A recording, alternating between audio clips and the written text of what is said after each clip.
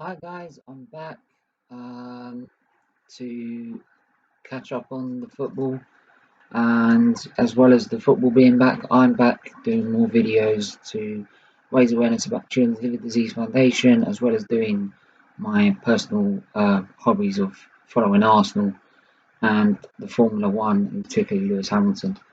Um, now, I'm still not well, and I'm now awaiting surgery to fix my current health problem. So if I look a little bit rounded, it's because I'm on high dose prednisolone steroids to cope with my immune suppression. And yeah, it's just having to do what I can to fight off. Not been mentally coping very well. And I thought doing this again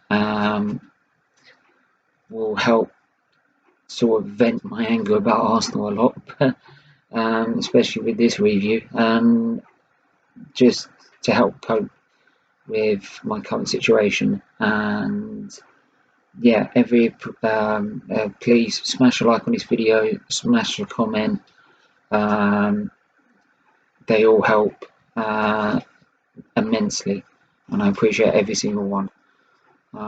Even every single little view, even if it's only a few, not even single double digits.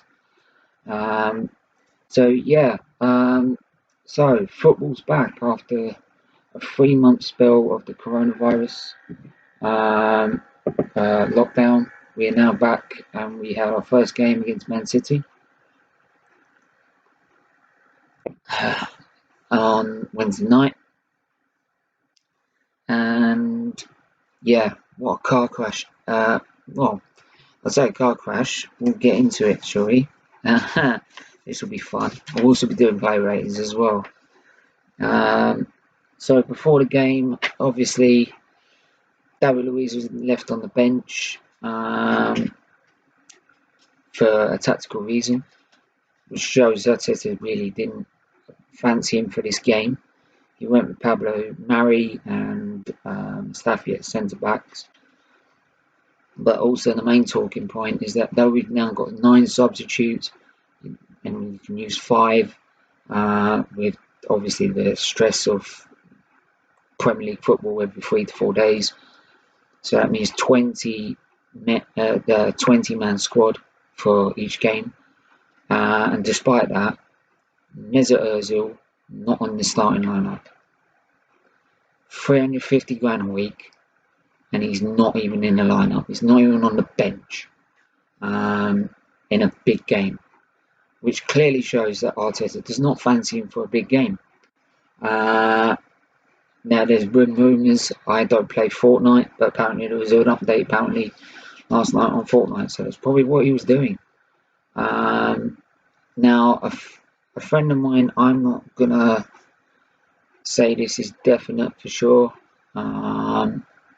because there's also been pictures of him in training taking the knee for the Black Lives Matter sort of the Black Lives Matter movement, which was upheld last night with everyone taking a knee as the kick whistle blew, as well as paying respects to everyone who's lost their lives with coronavirus, and thanking all the key workers and care workers that I also thank every single day of my life, because obviously they've done so much to me to keep me here, and everyone's now realising just how lucky we are we have an NHS like that.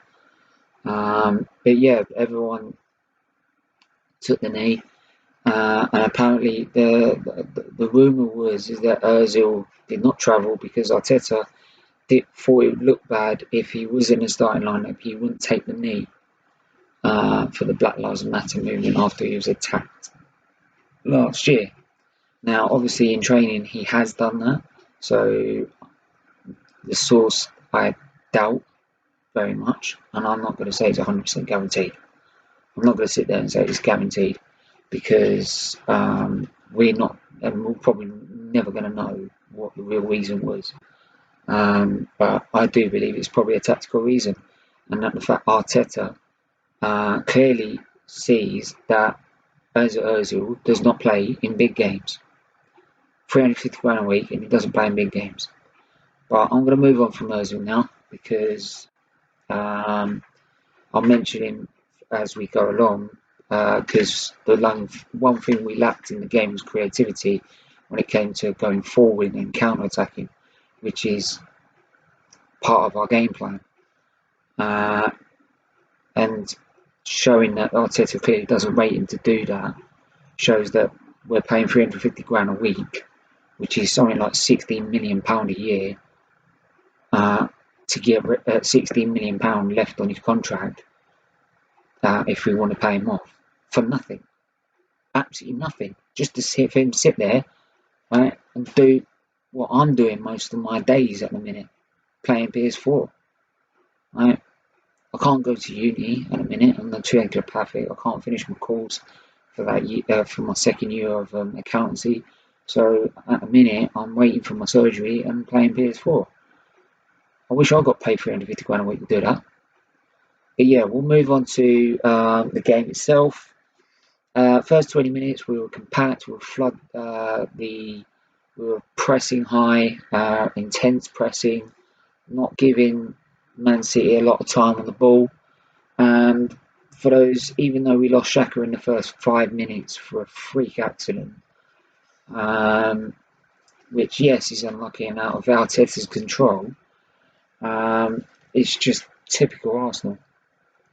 We always end up getting an injury in a big game or something happening like this.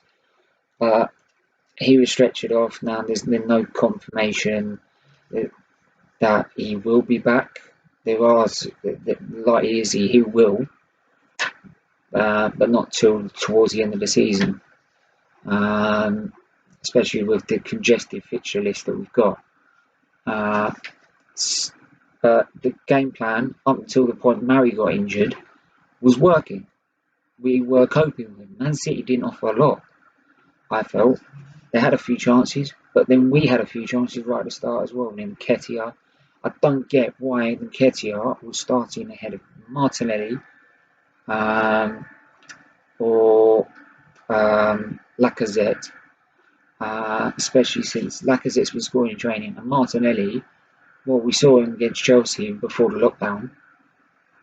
He won Player of the Month for that year, for that month, and he's not been playing since. I don't know. It's just like you told the youngsters, play shit because you get pecked every week. That's all you're telling them. Because he's done absolutely brilliant this season. He's one of the shining lights out of Arsenal this season. Right? Everyone, even all our rivals, are rating Martinelli and Saka, and a lot of Arsenal's youngsters. But I don't get Nketiah, who's just come back from loan. Yes, he has scored a hat-trick against Charlton, but again, come on, it's Charlton. He is starting ahead of Martinelli. I don't get why Martinelli couldn't go on the left and Aubameyang in the middle. We just wasted a whole game's worth of Aubameyang sitting on the left all game. Right? Man City just had him in his pocket. Now he could have done a lot more, but then after the calamity that we're going to talk about in a minute,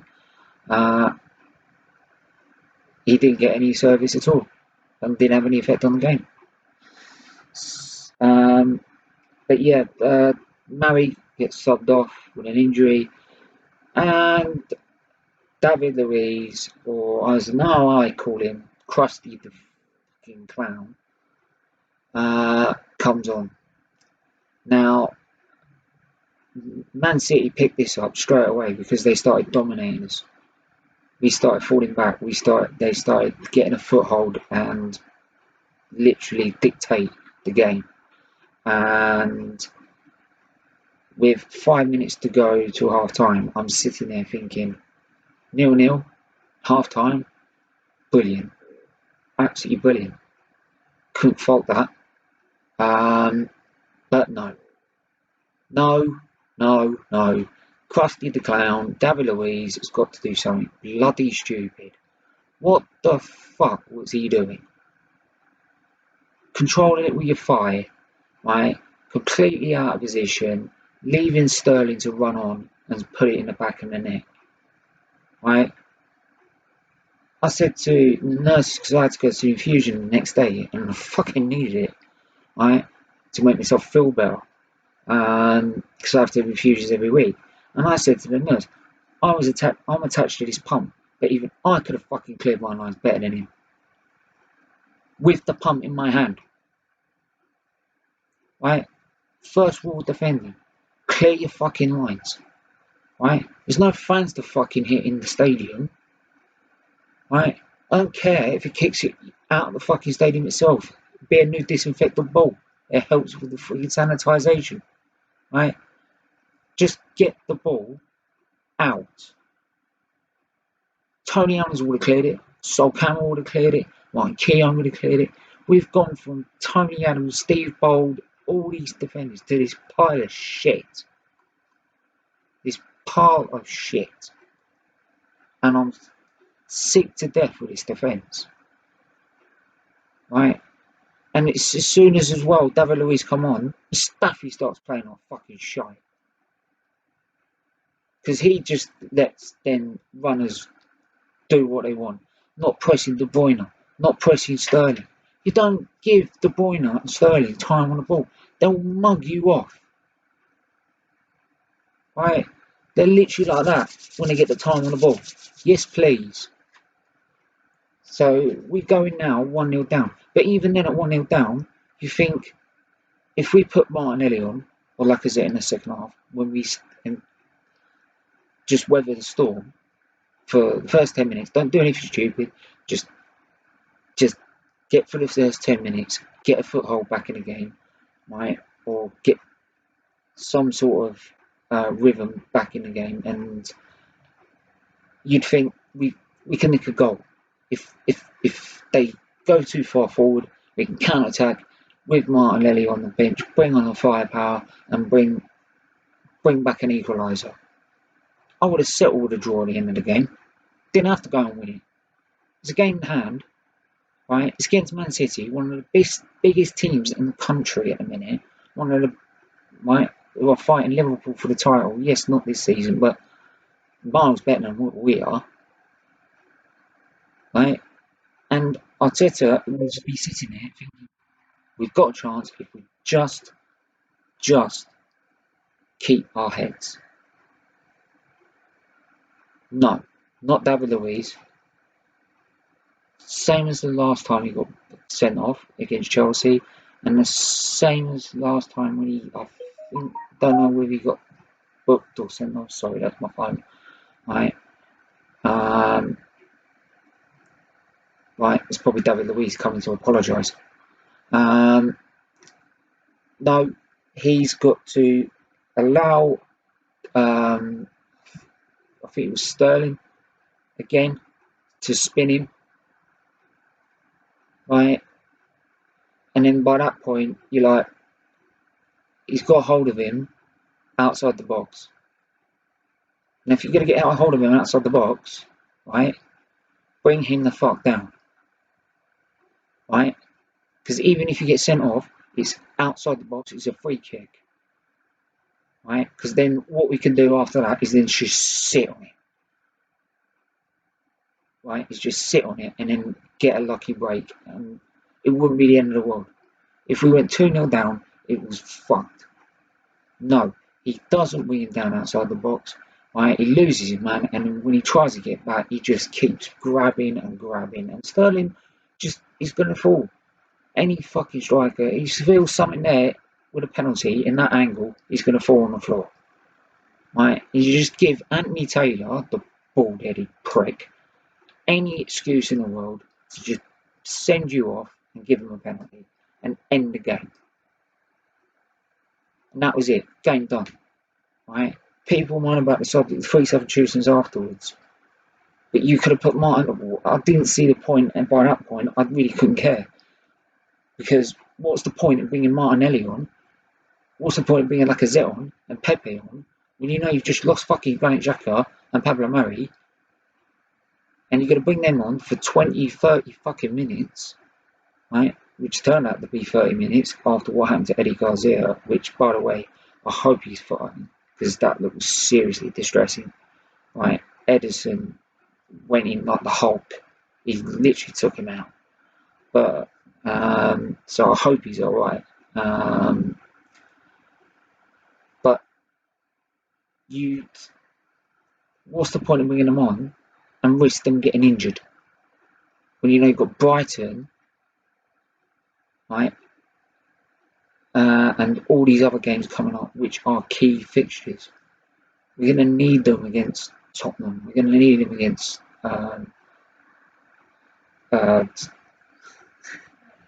losing track of mind. Yeah, but we're gonna need them for all these rest of these games, because you have to fucking win them, right? So yeah, so it just clearly shows that he can't teach the defence or David Luiz to fucking defend. This is why we didn't. This is why we bought him. I'm like, oh fuck, oh shit, right? He wouldn't even be better as a coach, right? £8 million fucking pound. 8 million. There's a reason Chelsea sold him for 8 fucking million. What's worse is the next morning they go fucking buy Timo Werner.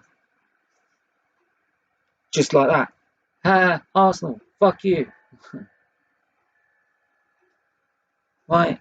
Mugged off again by a fucking rival. Why do they do this every fucking time? Man United, right? They've done it with Liverpool. They've done it with fucking now with Chelsea. Next minute it'll be fucking Spurs. Right? And I feel sorry for Arteta because he's got all this shit in front of him and he's like, and they're going to back me? Do you really think the board are going to back them? They're going to use the COVID fucking situation just to say we're not going to spend. Excuse me. Right? So, by that point, with 20 30 minutes to go, it's damage limitation. Just don't let it be 6. Don't let it be 7. Because if it comes down to goal difference, we're all going to go for. Why do we go for that? Right? We just let Man City pick this off. And now we're behind on goal difference. So, yeah. And plus, the confidence then going into Brighton would have been screwed. Any confidence we had would have been shot to pieces. And Brighton would have been loving that. Especially since we're so shit playing away.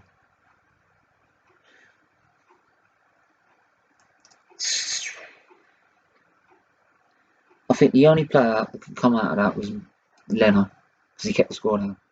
That was it. And saying that, going into player ratings, Bernd Leno gets 10 out of 10. Bellerin weren't that bad.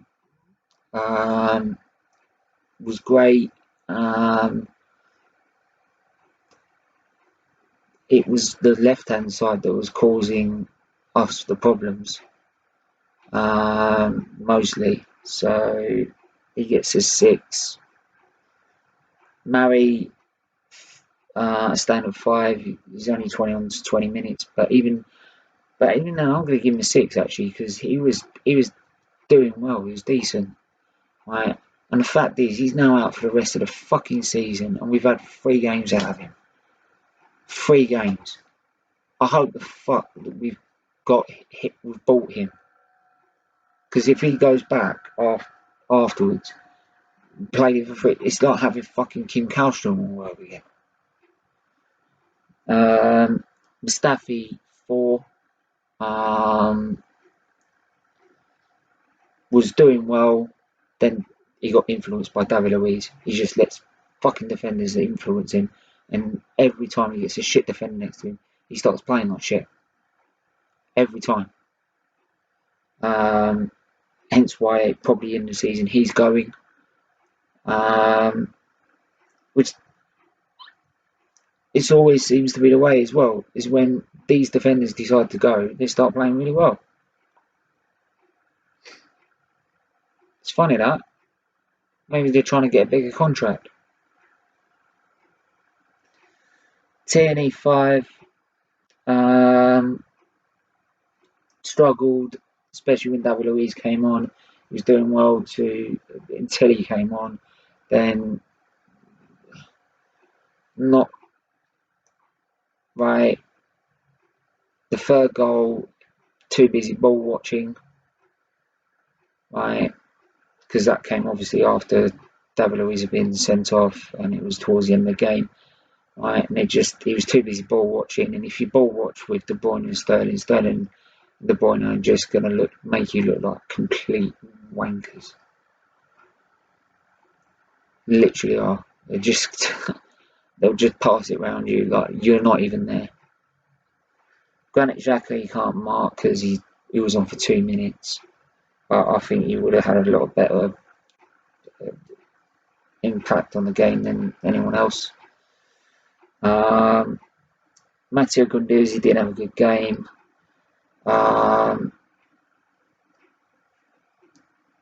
Yeah, him and Willock, they weren't really good in terms of protecting the back four or being compact. They weren't helping us get forward and counter attack. The counter attack was slow from the midfield to the forwards. Saka 5 out of the front three, he tried to make things happen, but he's young, and against Man City, despite how well he's been playing, you're going to struggle on your own, right? Nketiah 3, yes, the first chance he was offside, but I'm sorry, right? You should be watching in line. And 2, if he was onside, that was appalling. And he just didn't. He just wasn't. If you're going to be picked for a game like Man City, you have to make sure you be clinical. This is why Aubameyang should have been up front and Martinelli on the left. Aubameyang 4 didn't influence the game. Completely played out the game. And actually, especially after descending off as well, he should have been a lot more in terms of helping on the left side. If you're going to play on the left wing, you need to defend, because especially Man City, you have to defend as a team, attack as a team, and he didn't do that. He didn't give Tierney a lot of cover at all. So 4, and then I'm sorry, right? He's been absolutely brilliant this season, right? And we need to keep him for. I don't need to describe why we need to keep him, but I'm going to criticise him if he's going to play like that. End of story. And yeah, so David Luiz, Krusty the Clown, a big fat fucking 0. Right? If it was me as Arteta, I'd bring him into my office next fucking morning, pay him all his wages and what's left on his contract, and say, fuck off. I'd rather have Zach Medley in there. That's what I'd do. Right? I don't want him anywhere near Arsenal ever again. Ever. Ceballos came on for Xhaka, and Xhaka, I never thought I'd say this, but if Xhaka was on the pitch, he would have been 10 times better in terms of covering the back four. But then the defensive errors didn't help him. Didn't help Ceballos either. So 4. Maitland-Niles, I didn't know he was on the pitch. 3, and that's just being generous. He was non-existent. And when he was existent, Man City were making him look like a mug. Lacazette 3. yeah, had no impact. Right? Yes, people could say had no service, but what I usually liked about Lacazette sometimes over Aubameyang is that he would be better at holding the ball up and bringing people into play and helping the defence get out and regroup. He didn't do that at all in the story. Lacazette, so Lacazette 3, Nelson 4. Again, that's just being generous. And there you go. There's my player ratings. Yeah. So sorry, this has been a long video. Just had to quickly explain my reasons for me being absent, but I'm back, and I'll try and be back as much as I can. I'll be back with a preview for the Brighton game. And if I won't, I'll definitely be doing a review as well. That you can guarantee on. So yeah, smash a like on the video, leave a comment. They all mean the world to us. And yeah, subscribe if you're new if you're new to the channel. Yeah, so let's hope we can regroup and come back stronger against Brighton. Hopefully. Right. So yeah, have a good evening. Take care.